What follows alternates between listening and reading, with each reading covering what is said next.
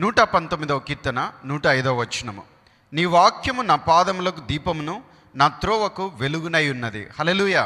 మరి నూతన సంవత్సరాన్ని ఆరంభిస్తుండగా మరి ఏ మార్గంలో నువ్వు వెళ్ళాలనుకుంటున్నావో, ఏ మార్గం ద్వారా దేవుడు నిన్ను నడిపించడానికి ఇష్టపడుతున్నాడో ఆ మార్గాన్ని నిశ్చయంగా తెలుసుకోవాల్సి ఉన్నది.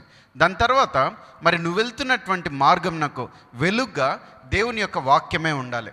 మరి నీ జీవితంలో మొట్టమొదటి ప్రాధాన్యత దేవుని వాక్యానికి ఎప్పుడైతే నువ్వు ఇస్తావో తప్పనిసరిగా నీ జీవితంలో ఆశీర్వాదాన్ని చూస్తావు.